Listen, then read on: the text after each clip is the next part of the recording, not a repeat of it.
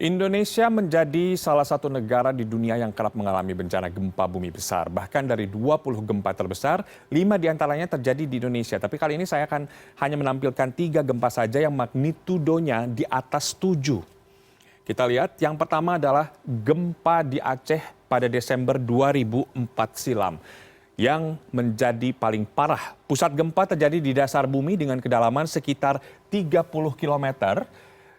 Lempeng Hindia yang disubduksi oleh lempeng Burma. Dan tekanan gempa bumi ini sempat naik hingga magnitudonya menjadi 9,3 dan mengguncang Aceh dan juga wilayah Sumatera Utara dan menimbulkan gelombang tsunami berketinggian 30 meter dengan kecepatan mencapai 100 meter per detik atau sekitar 360 km per jam. Anda bisa bayangkan kekuatannya sedahsyat apa. Dan kalau tidak salah kurang lebih pada saat itu korban jiwa mencapai lebih dari 230.000 jiwa. Dan daerah yang terdampak atas bencana dahsyat itu tidak hanya di Aceh, tetapi juga negara-negara sekitar Samudra Hindia. Mulai dari Bangladesh, kemudian India, Malaysia, Maladewa, Myanmar, Singapura, Sri Lanka, hingga Thailand.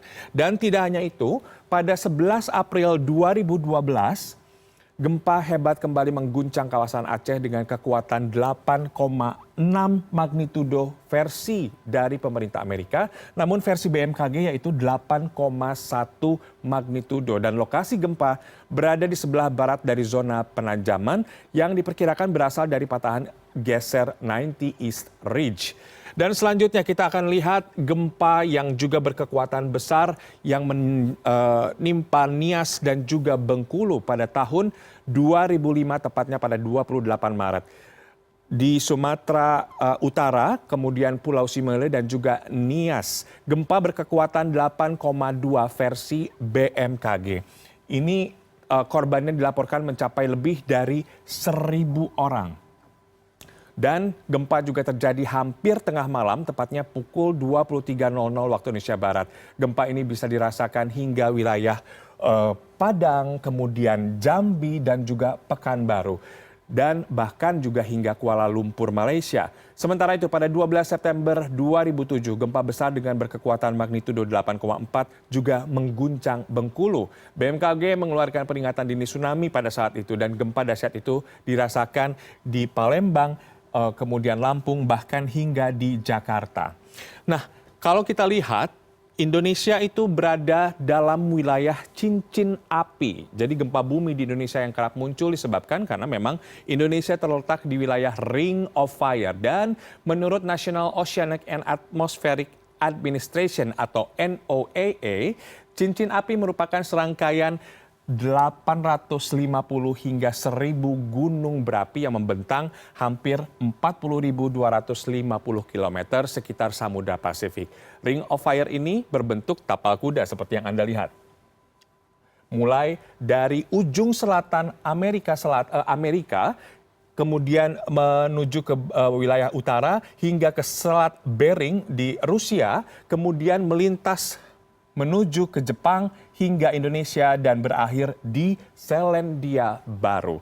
Indonesia sendiri sebenarnya terletak dikelilingi oleh sesar aktif. Nah, ini sesar aktif yang berada di sepanjang selatan Pulau Jawa, Sumatera, NTT hingga naik ke atas Laut Banda. Ada sekitar 259 sesar aktif. Sesar itu diantaranya adalah yang pertama ada sesar Semongko, kemudian juga sesar Mentawai, kemudian sesar Palu Koro, kemudian sesar Sorong, kemudian sesar Lembang yang juga berdekatan dengan sesar Cimandiri, sesar Opak, dan sesar Kambing. Masing-masing sesar ini membentang sepanjang 1.900 km.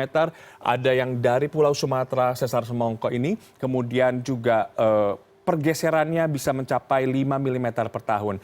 Untuk sesar Mentawai, kita lihat sesar Mentawai ini bergerak naik memanjang dari Kepulauan Mentawai ke utara menuju ke selatan. Kemudian ada juga selanjutnya adalah sesar Palu yang membentang dari sesar Palu ini bergerak mendatar dan membelah Pulau Sulawesi dari Teluk Palu hingga ke Lembah Bone dan pergerakan sesar ini mencapai 30 sampai 44 mm per tahun. Tapi kalau kita melihat dari gempa Cianjur yang kemarin sempat dikatakan terkait dengan pergeseran dari sesar Cimandiri, namun juga ada yang mengatakan bahwa ini adalah ada dua sesar baru yang terbentuk. Kita akan lihat seperti apa sebenarnya sesar Cimandiri ini. Jadi kalau misalkan dilihat sesar Cimandiri adalah salah satu sesar tua yang terbentuk pada masa di beberapa ribu tahun yang lalu. Dan untuk sesar Cimandiri ini terkait penyebab masih jadi penelitian pakar kegempaan untuk gempa di Cianjur, jika awalnya disebutkan akibat patahan sesar Cimandiri, tapi di luar perdebatan itu kita akan lihat bahwa berdasarkan penelitian teknologi geologi Universitas Pajajaran pada tahun 2017, sesar Cimandiri ini berlangsung pada masa orogenesa tahap 2. Dan menurut studi lain bahwa sesar Cimandiri telah menyebabkan beberapa gempa bumi sejak awal 1900-an. Yakni ada gempa Pelabuhan Ratu, kemudian gempa Padalarang, gempa Conggeang, gempa Tanjung Sari, gempa Cibadak, Gandasoli, dan gempa Sukabumi. Ini semuanya disebabkan oleh sesar Cimandiri. Dan hidup di daerah rawan bencana, sosialisasi terkait mitigasi tentunya sangat penting dilakukan. Tujuannya agar tidak terjadi kebingungan dan masyarakat sudah mengetahui apa yang harus dilakukan dan yang paling penting dapat mengurangi dampak kerusakan hingga jatuhnya korban jiwa.